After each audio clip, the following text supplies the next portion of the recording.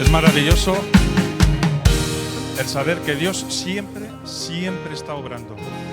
Aunque no lo veamos siempre, aunque haya esos momentos de silencio, aunque nos dé la sensación que Él no contesta, que está lejos, pero Él siempre está obrando. Pues voy a pedir a los sugieres una cosita.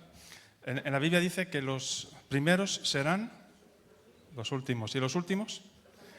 Pues voy a pedir a los sugieres que puedan coger a las personas que están en las últimas filas y que los sienten aquí delante. Da pena ver aquí dos filas de asientos vacíos. ¿Para el grupo de alabanza? ¿Van a sobrar sitios? Vamos a ver si ocupáis. Si hay relleno, pues podéis pasar delante. Muy bien. He pedido que se cante esto por el tema de hoy, que se llama que Dios habla por medio del silencio. Los silencios de Dios son muy ruidosos. Y a veces pues, nos da la sensación que Él no habla, que no dice nada, que no recibimos una respuesta cuando nosotros la estamos esperando, pero Él siempre está obrando, siempre está moviendo ficha. Y eso pues lo vamos a ver en la Biblia. Tenemos a la nación de... Vamos a ver si esto va, no va. Empezamos con la tecnología, no va. Pasamos a la siguiente.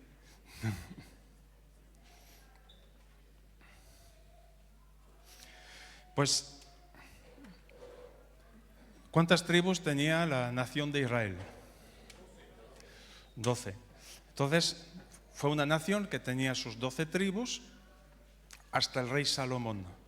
A partir de su descendiente, su hijo Roboam, él quiso imponer muchísimos más impuestos, muchas más cargas que su padre, y entonces han habido 10 tribus que no han aceptado ese trato, han dicho, pues ahí te quedas. Así que él solo se quedó con un reinado de 2 tribus, del reino del sur, con Judá y Benjamín. El reino del norte se componía de 10 tribus. Así que había reyes en cada reinado. Los reyes del norte, más o menos han habido unos 20 que se han sucedido, prácticamente todos malos reyes. Entonces llegó un momento que llegaron 2 asirios y se los llevaron en cautividad. El reino del sur, como han aguantado unos 200 años más en su reinado, porque había una mezcla de reyes buenos y reyes malos. Y hubo un momento dado donde pues tenemos en las Escrituras lo que llamamos los profetas mayores y los profetas menores. Los mayores tienen la casualidad de que tienen más capítulos, son muchos capítulos, pero van dirigidos al reinado del sur. ¿Por qué? Porque hay muchas profecías que tienen que ver con el Mesías, con Cristo, y por eso hay mucho más capítulos. Muchas profecías sobre el Mesías que había de venir. Tenía que venir y nacer en la tribu de Judá. Luego, pues tenemos a los profetas menores, que son profetas que tienen menos capítulos, libros muy cortos, pero que ellos se dirigían al reinado del norte, pero poco profetizaban sobre el nacimiento del Mesías. Entonces, ¿cuál es el último libro del Antiguo Testamento? Malaquías. Malaquías significa mi mensajero. Entonces no se sabe incluso si ese nombre era suyo, porque realmente significa mi mensajero. Cuando lo vemos, la introducción en el libro y en el capítulo 3, él habla con esos términos, mi mensajero. Entonces, él no se determina a él como profeta, aunque ha profetizado. Y está en los profetas menores, pero realmente él se dirigió al reinado del sur. Fue el último profeta. En la época que vivió Malaquías, fue justamente unos 100 años después de que los que han sido deportados a Babilonia durante 70 años, al reinado del sur, por Nabucodonosor, volvieron con Esdras y Nehemías, reedificaron los muros de Jerusalén, volvieron a construir el templo y estuvieron ahí unos 100 años. Así que nos encontramos en la época de 100 años, después de la deportación de Babilonia, en el reinado del sur, y son las últimas palabras del profeta Malaquías, 400 años antes de Cristo. Entre Malaquías, el último libro del Antiguo Testamento, y el Nuevo Testamento, cuando arranca con los Evangelios, hay un espacio de 400 años. 400 años de silencio de parte de Dios. 400 años donde Él no dijo absolutamente nada, ninguna palabra, ninguna profecía, absolutamente nada. Entonces, ¿cuáles eran esas últimas palabras que el pueblo del reinado del sur había escuchado de parte de Dios? En Malaquías 1 dice: yo os he amado, dice Jehová. Y dijisteis: ¿en qué nos amaste? ¿No eres Esaú hermano de Jacob? Dice Jehová, y amé a Jacob, o sea, a vosotros, y a Esaú aborrecí, y convertí sus montes en desolación, y abandoné su heredad para los chacales del desierto. Vamos a ver un poco cómo era el comportamiento, cuál era la actitud del pueblo después de haber regresado de la cautividad de Babilonia, cuál era su relación con Dios después de haber regresado, haber reconstruido su ciudad y el templo 100 años más tarde. Pues el primer aspecto que vemos es que ellos dudaban del amor de Dios. Dios les dice: yo os he amado, y ellos, ¿eh? ¿Y cómo? Y a veces nos puede pasar donde podemos dudar del amor de Dios hacia nosotros. Y realmente pues era una época donde ellos vivían de una forma muy lejana respecto a Dios. En cuanto a sus sacrificios que aportaban, las ofrendas que aportaban a Dios eran todo lo peorcito. Ovejas y cabras tuercas, cojas, medio ciegas, las que no se comería ni el Papa, y todo lo peorcito. Y además los sacerdotes estaban conformes, o sea, había una corrupción ahí dentro, donde todo era religiosidad. Realmente habían perdido la conexión con Dios. Y eso ya lo vemos en Malaquías 1, versículos 6 al 8, donde Dios le reclama: ¿dónde está mi honra? Y si yo soy Señor, ¿dónde está mi temor? Dice Jehová de los ejércitos. A vosotros, oh sacerdotes, que menospreciáis mi nombre, y decís: ¿en qué hemos menospreciado tu nombre? En que ofrecéis sobre mi altar pan inmundo. Y dijiste: ¿en qué te hemos deshonrado? En que pensáis que la mesa de Jehová es despreciable, y cuando ofrecéis el animal ciego para el sacrificio, ¿no es malo? Asimismo, cuando ofrecéis el cojo o el enfermo, ¿no es malo? Preséntalo pues a tu príncipe. ¿Acaso se agradará de ti o le será más acepto? Dice Jehová de los ejércitos. Así que era una adoración corrompida, absolutamente corrompida. Y Dios no se podía complacer con esa actitud, porque ofrecían realmente a Dios todo lo peorcito. El corazón de ellos estaba muerto. El pueblo que tenía que honrar a Dios no lo hacía. O sea, imagínate, has estado en cautividad 70 años justamente por tu incredulidad, por irte detrás de otros ídolos. Y uno piensa que cuando por fin recuperan su libertad, cuando están ahí 100 años, con el templo construido, con las murallas reconstruidas, uno piensa que por fin libertad, podemos volver a conectarnos con Dios. Pero están demostrando que realmente su corazón no había cambiado con el paso del tiempo. Seguían incrédulos, seguían menospreciando a Dios.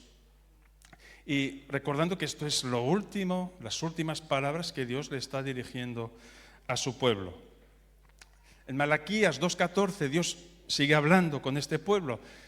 Más diréis: ¿por qué? Porque Jehová ha atestiguado entre ti la mujer de tu juventud, contra la cual has sido desleal, siendo ella tu compañera y la mujer de tu pacto. ¿Qué es lo que hacían los hombres con sus mujeres?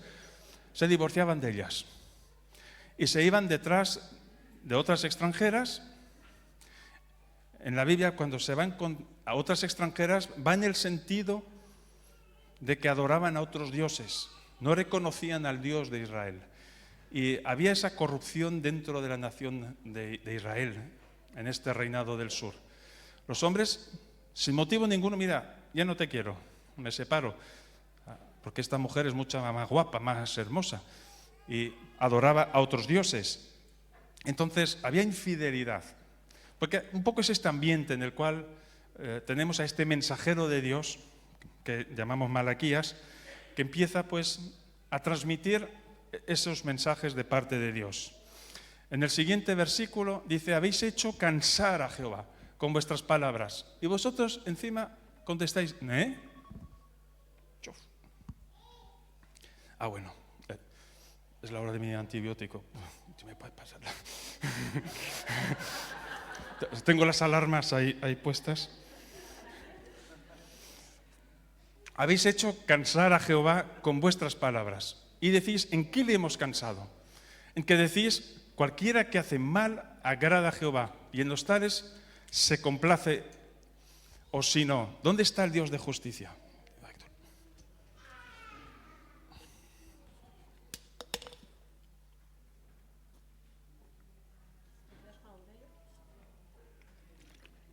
Perdonar el inciso.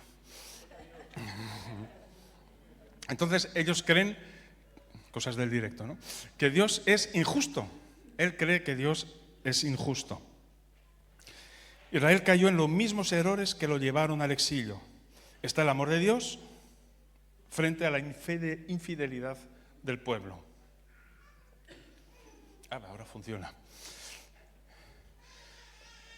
Dios sigue hablando a este pueblo. Les sigue hablando y les dice una cosa, una profecía, que va a enviar un mensajero que va a preparar la venida del Mesías. Y eso está en el último libro del Antiguo Testamento. Y por eso luego lo podemos conectar con el Evangelio. Lo último que ellos reciben: yo os voy a enviar a alguien que va a preparar el camino para la venida del Mesías. ¿Y eso ocurrió cuánto tiempo más tarde? 400 años más tarde. Pero ¿cumplió Dios su promesa? Lo podemos ver en los Evangelios que sí. Entonces, también les reprocha que Él no va a aplaudir las ofrendas defectuosas. Y es lo que ellos hacían. Se sentará Dios para afinar y limpiar la plata, porque limpiará a los hijos de Leví, los afinará como a oro y como a plata, y traerán a Jehová ofrendas en justicia. Dios ya le está diciendo algo profético, algo futuro, ¿vale? Si vosotros, vuestra generación, me estáis aportando cualquier cosa, si os conformáis con aportarme cualquier tipo de ofrenda, sabéis que de vosotros va a haber un remanente fiel, que seguirá fiel, y a ellos sí que yo les voy a limpiar, a purificar. Es decir, que aunque hable una nación, Dios tiene en cuenta las individualidades. Hay personas dentro del montón que sí eran fieles a Dios. Hay personas ahí sueltas que sí tenían ese temor de Dios, y Él lo tomaba en cuenta, no lo pasaba de largo. Les da la oportunidad aún de arrepentirse. Dios siempre da una oportunidad. Cuando algo está mal, Él siempre está ahí esperando. Siempre nos da un margen de tiempo para reaccionar. Siempre nos da ese tiempo, y a veces es mucho tiempo, aunque no hay que jugar con eso, pero da tiempo para que una persona pueda reaccionar, darse cuenta de su mal camino y poder volver a Él. Y el mensaje que iría a predicar Juan el Bautista, ya lo dice Malaquías cuál será: la promesa de hacer volver el corazón de los padres a los hijos y de los hijos a los padres. Ellos necesitaban siempre palabra, necesitaban siempre: dame una palabra, dame una profecía, una palabra de parte de Dios. Y en parte somos también un poco así. Le pedimos a Dios: háblame, dime algo. Y tenemos ya su palabra escrita, tenemos ya todo lo que necesitamos saber para nuestro día a día. Pero aún así, cuando recibimos realmente una palabra directa para nuestra vida, ¿qué hacemos con ella? ¿Qué hacemos? El pueblo de Israel ha demostrado durante siglos que aunque recibieran palabra de parte de Dios, No hacían caso. Y a muchos de los profetas, ¿qué hacían con ellos? Los mataban. Es impresionante. Viene el profeta de parte de Dios, te da una palabra y tú lo matas. Y aún así Dios ha seguido enviando y enviando profetas uno detrás de otro. Así que llegó ese momento en que ya Dios ya dejó de hablar. Ya el pueblo del reinado del sur ya no recibió ya más ninguna palabra. ¿Te imaginas? Pasan generaciones, has recibido las últimas palabras, las últimas reprensiones por parte de Malaquías y tú te haces viejo, nacen tus hijos, tienes nietos y sigues esperando. ¿Qué pasa? Que no recibimos palabra de Dios. Han habido 400 años de silencio donde Dios no hablaba. Pero como hemos cantado, que aunque nosotros no lo veamos, Él siempre está obrando. En esos 400 años, ¿qué ocurrió? Algo ha pasado. Porque cuando tú acabas con el libro de Malaquías y empiezas en los evangelios, están ahí los romanos. Dice, bueno, ¿qué ha pasado? ¿De dónde han venido? En la época cuando nació el Señor Jesús, estaban ahí. Entonces algo tuvo que pasar, imperios han tenido que moverse, y eso es algo que Dios ha ido tejiendo a través de la historia para que se cumplan las profecías del Antiguo Testamento. Así que el silencio de Dios no es silencio, sino que es estrategia. Es algo que Él calló todo ese tiempo, aunque ya en Israel no había rey, no había jueces, no había profetas. Tenían que depender ¿de qué? De la palabra escrita. Solo les quedaban las palabras escritas, la Torá, el Antiguo Testamento. Eso les obligó a la nación a indagar y escudriñar y a buscar en las Escrituras. Porque si te viene siempre un profeta y te da una palabra, pues te da pereza leer la Biblia, te da pereza indagar y buscar. Pero si ya nunca más recibe ninguna palabra, pues tengo que mirar la Biblia, a ver qué es lo que Dios me quiere decir. Y es lo que les pasó a ellos. Todo ese tiempo ha sido una preparación para ellos, para que cuando viniera el Mesías pudieran reconocerlo. En el libro de Mateo, el Evangelio que está dirigido al pueblo judío, tenemos más de 60 referencias, donde Jesús cuando habla al pueblo les dice, escrito está. Y ellos sabían de lo que estaba hablando. ¿Por qué? Porque ya estaban preparados en la palabra, ya conocían la palabra. Así que la nación en la cual vino el Mesías ya no era una nación militar, era una nación teológica que dependía de las Escrituras. Dios los ha preparado así para que pudieran justamente conocer el tiempo de su venida.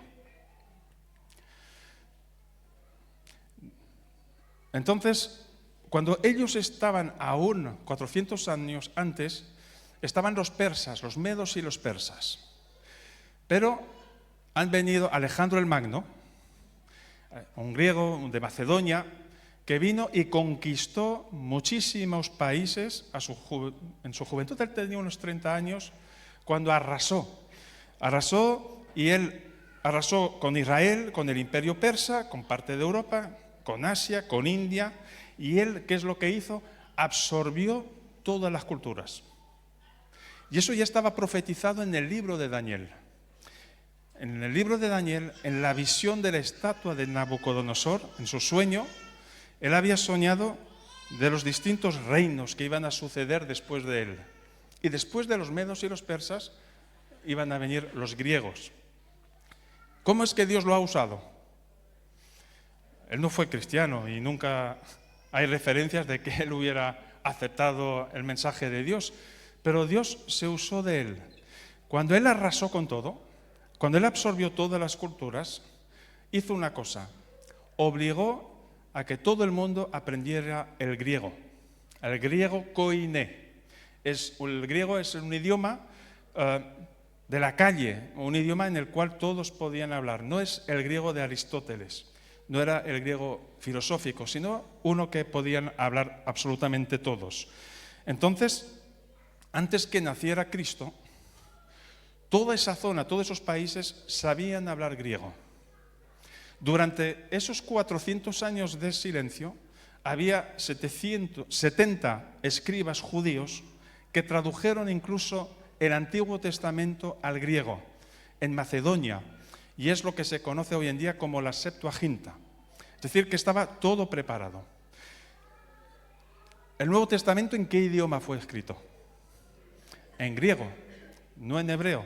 Y eso gracias a este personaje, porque era el idioma donde podían transmitir el mensaje más allá de las fronteras de Israel. Es algo que Dios ha usado. Entonces, todos ya conocían las profecías, incluso el Nuevo Testamento luego pues, ha sido escrito en griego. Fue profetizado por Daniel. Y luego, cuando murió este personaje, Alejandro el Magno, su imperio se dividió por 4 generales, porque era mucho territorio. Eso también está profetizado en Daniel, con la imagen del guepardo, con 4 cabezas, pero eso ya será, quizá en otra ocasión lo podremos ver más en detalle, donde justamente habla de la velocidad de la conquista y también cómo el reino que Alejandro el Magno había conquistado se dividió en 4. Uno de ellos se llamaba Antíoco Epífanes, uno de los 4. Es el que estaba a cargo de someter a Israel. Él quería helenizarlos. Él quería no solo que hablaran griego, pero él no estaba de acuerdo que siguieran conservando su cultura. Así que él mismo fue al templo y ¿qué es lo que hizo? Sacrificó un cerdo en el mismo templo. Erigió una estatua de Zeus y obligó a la gente de Judá: vosotros solo tenéis que adorar a Zeus. Si os veo a alguien con las escrituras, con copias del Antiguo Testamento de la Torá, será ejecutado a muerte. Y entonces ahí ha habido una revuelta, que se conoce la revuelta de los macabeos. Los macabeos, liderado por un tal Matatías, que tenía, vaya nombre, ¿no? Aunque él mató a tíos, pero tenía 5 hijos, de los cuales uno era Judas, pero no es Judas el Iscariote. Entonces ellos eran muy religiosos y muy guerrilleros, muy preparados. Entonces desde el año 167 a.C. hasta el año 164 estuvieron con guerrillas, muchas guerras, de un soldado contra 10. O sea, esa era la proporción. Y pudieron conseguir recuperar el templo, pudieron volver a conseguir implantar justamente el estudio de las escrituras de la Torá, y pues entonces es lo que conocemos hoy en día como la fiesta del Hanukkah. Entonces, de ahí salieron ¿quiénes? Los fariseos. Gracias a la actuación de Antíoco Epífanes, empezaron a salir los fariseos y los saduceos. Ese es el origen de su existencia. Los fariseos pues han aparecido por reacción al ataque de los griegos, y el enfoque de ellos era que la Torá, o los 5 primeros libros de la Biblia, se aplicara en la vida diaria, no solo en el templo. Ellos exigían que todo el mundo, y además todos los mandamientos para ellos no era suficiente. Ellos tenían mandamientos a nivel oral y añadieron cientos y cientos de mandamientos suplementarios que los que ya estaban en la Biblia. Eran cargas pesadas. Y por eso Jesús se enfrentó a ellos, y todos los desacuerdos que tuvo Jesús con los fariseos era debido a los mandamientos que ellos habían añadido, aparte de los que realmente contaban y estaban ahí. Ellos sí creían en la resurrección de los muertos. Y luego tenemos a los saduceos. Ellos estaban más mezclados con la política. Querían siempre llevarse bien con el gobierno. Era una aristocracia, era una élite. Eran personajes pues, que tenían mucho más dinero, y ellos pues, controlaban el Sanedrín, que sería el gobierno de aquel entonces, y controlaban todo lo que ocurría en el templo. Ellos no creían en la resurrección de los muertos, ellos no creían en el destino ni en el más allá, sino solo vivimos hoy, es el aquí y ahora. El futuro no nos pertenece. Luego tenemos a los esenios, también otro grupo que hacía parte de la vida contemporánea de Jesús. Ellos, podemos llamarlos que eran como los monjes del desierto. Estaba totalmente en contra del templo por toda la corrupción que había ahí. Decían, aquí hay mucha corrupción, nosotros somos más santos, somos más puros, más pulcros. Así que ellos fueron a un desierto, a los montes del Qumran, que podemos, a lo mejor nos suena de algo, que estaba a 10 kilómetros del Jordán. Ellos se bañaban mucho. Ahí podemos aprender de ellos, de vez en cuando hay que bañarse. Pero para ellos era una especie de purificación, era una forma de santificarse. Así que rechazaban todo lo que era del templo. ¿Y ellos qué es lo que hacían? Copiaban y copiaban y copiaban las Escrituras. Dios también los ha usado a estos. No están mucho mencionados en la Biblia, pero se cree que Juan el Bautista era un esenio. Porque donde él bautizaba era a unos 10 kilómetros de donde se encontraban justamente estos personajes, estos monjes monásticos. Porque el lenguaje de Juan el Bautista era sacerdotal. Cuando vio al Mesías y le dijo, he aquí el Cordero que quita el pecado del mundo. Y su forma de vestir, lo que él comía, pues correspondía perfectamente a esta clase de grupo. ¿Qué pasó en 1947? Hubo un pastorcillo que paseaba ahí con sus ovejillas, tira una piedra en una cueva y descubre lo que conocemos los pergaminos del Qumran. 900 pergaminos que corresponden a las escrituras que conocemos del Antiguo Testamento. Dios ha preservado durante casi 2000 años esas copias. Todos ellos han sido masacrados por los romanos, pero cuando ellos veían el peligro han escondido las escrituras. ¿Y qué nos dice estas copias? Pues son copias que son 1000 años más antiguas que las que se tenía en 1947. Y han podido comprobar una cosa, que esas copias correspondían perfectamente con las traducciones que se tenían en ese momento.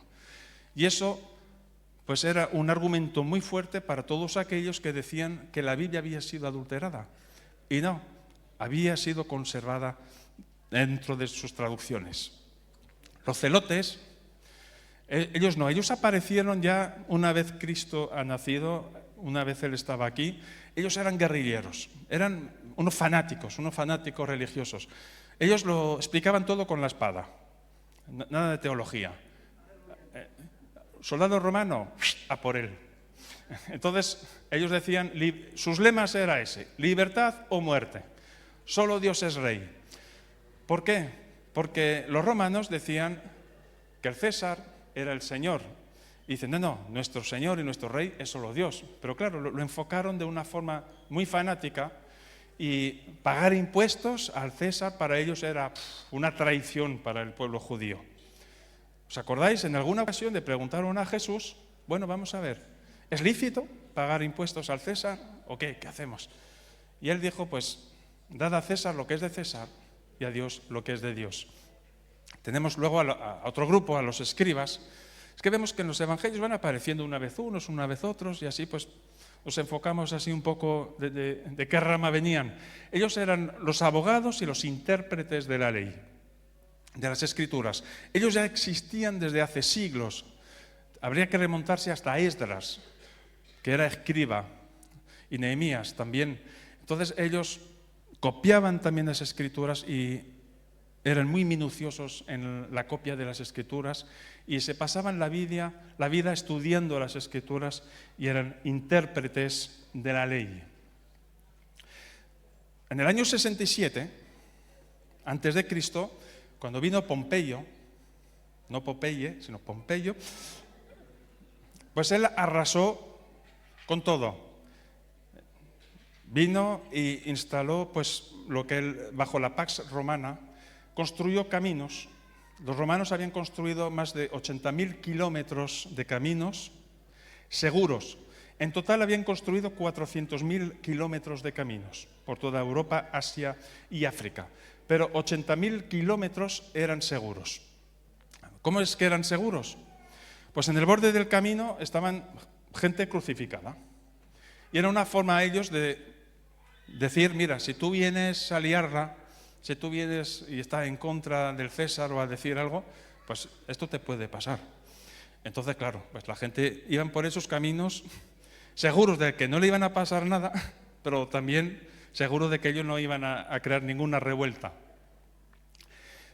¿Cómo es que Dios usó esto a través de los romanos?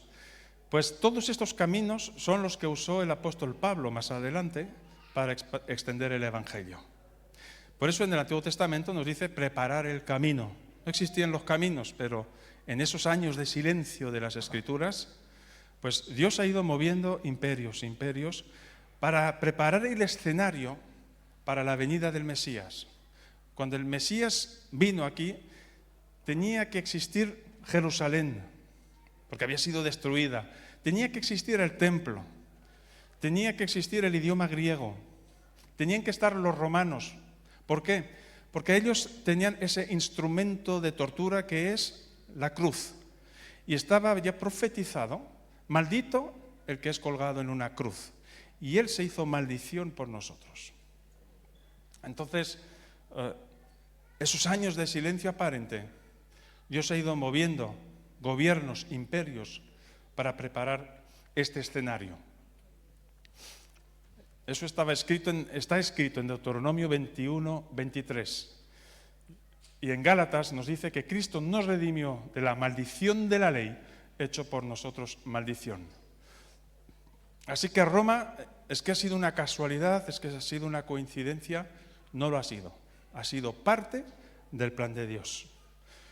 Ellos son los que han perfeccionado el método de muerte necesario para cumplir la ley.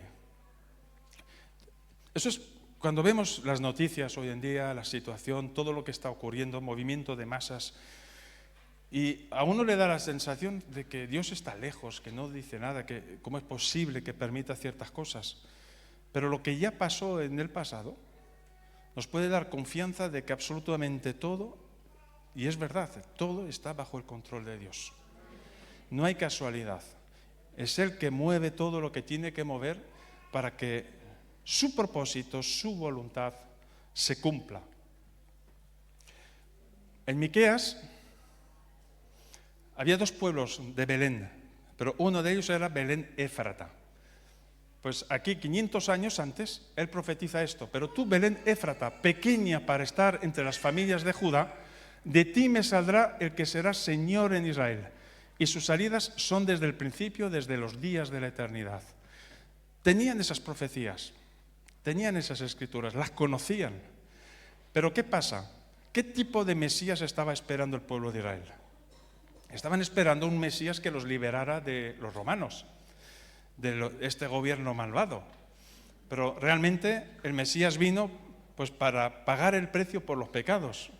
Entonces en el Antiguo Testamento, claro, tenemos dos imágenes de Mesías: el Mesías sufriente y el Mesías reinante.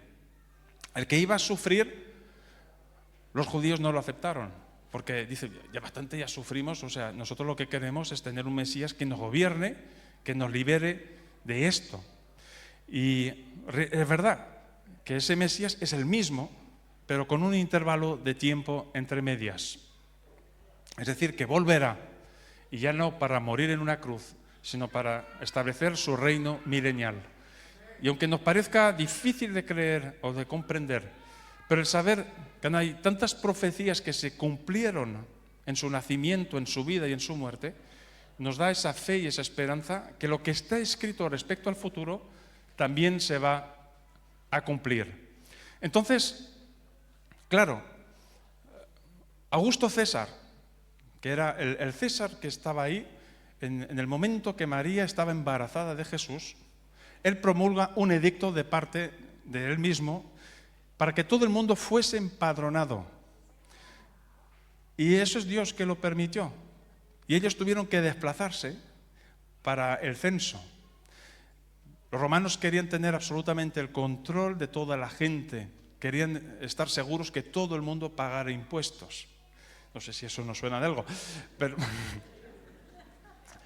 Pero ellos se desplazaron y Jesús nació ahí en Belén Éfrata. ¿Cómo estaba profetizado? Increíble que Dios haya usado a Augusto César para que haga el censo, para que se cumple esa profecía. Está en todos los detalles. En Daniel nos dice: sabe pues y entiende que desde la salida de la orden para restaurar y edificar a Jerusalén hasta el Mesías, príncipe, habrá 7 semanas y 62 semanas, y se volverá a edificar la plaza y el muro en tiempos angustiosos. Daniel, estamos aquí en el siglo V antes de Cristo, y el edicto de Atarjerjes, que gobernaba en ese momento, dio permiso para que pudieran reconstruir el templo y las murallas de Jerusalén. Entonces fueron Esdras y Nehemías. Eso era 100 años antes de Malaquías, de lo que hemos leído antes. Pero aquí, cada semana representa 7 años. Y aquí hay una exactitud en cuanto a los tiempos. Nos habla de 7 semanas, de 62 semanas y de la última semana. 7 semanas que corresponden a 49 años es lo que tardaron en regresar a su tierra y volver a construir los muros de Jerusalén y el templo. Y las 62 semanas siguientes, si hacemos los cálculos, 62 semanas más las 7 primeras semanas, son 483 años. El tiempo desde que ha sido decretado la orden para construir el templo hasta que nació el Mesías. O sea, les dio el tiempo exacto. En ese periodo de tiempo va a nacer el Mesías. Y no lo supieron reconocer. En Zacarías nos lo dice, además, cómo iba a entrar el Mesías en Jerusalén. Alégrate mucho, hija de Sión, da voces de júbilo, hija de Jerusalén. Y aquí tu rey vendrá. ¿Cómo vendrá ese rey? ¿En un Porsche? ¿En helicóptero? ¿Con un dron? No, vendrá a ti justo y salvador, humilde y cabalgando sobre un asno, sobre un pollino, hijo de asna. La entrada triunfal a Jerusalén había sido ya profetizada varios cientos de años antes de que eso ocurriera. Entonces, ¿cómo es que no reconocieron al Mesías? Sencillamente porque no querían al Mesías sufriente. Pero los tiempos se cumplieron. En Ezequiel 37 tenemos el texto del Valle de los Huesos Secos, que nos habla del retorno de la nación de Israel. Y eso ocurrió en 1948. Y eso hace miles de años que estaba escrito. Y se cumplió. Algo que humanamente es imposible. O sea, para que una nación sea esparcida por el mundo entero, porque eso ocurrió a partir del año 70, cuando vino Tito y toda su tropa de romanos y arrasaron con Jerusalén, se cumplió lo que Jesús había profetizado: no quedará sobre ti piedra sobre piedra. Y Moisés también profetizó que serían esparcidos por toda la faz del mundo. 2000 años esparcidos por la faz del mundo y volver a reunirse. Y en 1948 y han conservado su idioma, han conservado sus tradiciones, todo. Eso es imposible humanamente. O sea, si tú vienes de fuera, mira, Loida y yo venimos de Suiza, entre nosotros hablamos en francés, nuestros hijos ya el francés ni papa, hablan español, entienden algo, pero luego cuando tengan hijos y los hijos de sus hijos, de Suiza, ¿qué les va a quedar? Nada. Y aquí estamos hablando de 2000 años. Es impresionante, ¿no? Y en Lucas 21-24 nos dice también, pues, que volverán a recuperar la ciudad de Jerusalén. Y eso ocurrió en 1967, en la Guerra de los 6 días. Entonces, cuando Dios habla, cumple su palabra, a pesar de los aparentes silencios. Y con esto ya vamos terminando. A quien le guste el ajedrez, Dios está moviendo fichas. Es decir, ¿cuánto tiempo hace que estás esperando una respuesta de Dios? ¿Cuánto tiempo hace que estás orando, rogando y pidiendo por algo, por una carga que tú tienes en tu corazón y parece que Él no te escucha? Parece que está en silencio, parece que se ha olvidado de ti. Pero no es el caso. Su aparente silencio, Él está moviendo muchas cosas que nosotros en el momento presente no nos damos cuenta, no lo podemos ver porque estamos sumergidos en nuestro presente y a veces no somos capaces de ver más allá de lo que realmente Dios está haciendo. Si Dios está en silencio en tu vida, es porque Él está preparando el escenario, Él está preparando algo. Y llegará el día donde tú verás el cumplimiento de lo que tu corazón desea. Podemos ponernos de pie, vamos a orar.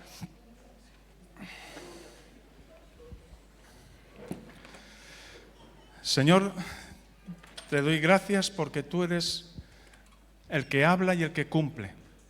A pesar de nuestras infidelidades, a pesar de nuestras caídas, de nuestros tropiezos, tú sigues llamando nuestra atención. Tú deseas de que volvamos a ti. Tú deseas de que ser el primero en nuestras vidas. Te ruego, Dios, por cada persona aquí presente y los que nos escuchan por las redes. La carga que hay en cada corazón. Las respuestas que están esperando. Hay tantas peticiones que aún no han recibido su respuesta. Pero en base a tu palabra confiamos que en este silencio tuyo tú estás moviendo cosas, tú estás haciendo cosas que no entendemos, que no comprendemos, que no vemos. Te rogamos, oh Padre, que aceleres los tiempos para que podamos ver tu respuesta, que podamos confirmar que en nuestra vida tú has sido fiel y tu palabra ha sido siempre firme.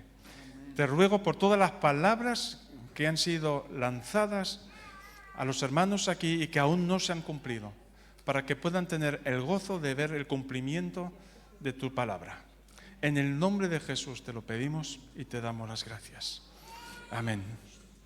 Podéis sentaros. Amén. Y a los que nos siguen por las redes, que Dios os bendiga mucho y que sepáis que si hay algo pendiente entre usted y Dios, Él no es tardo para cumplir, Él no se tarda en responder, aunque humanamente nos parezca que sí, pero cuando llegue el momento perfecto, el escenario perfecto, obtendremos su respuesta. Nos vemos el miércoles a las 7 de la tarde.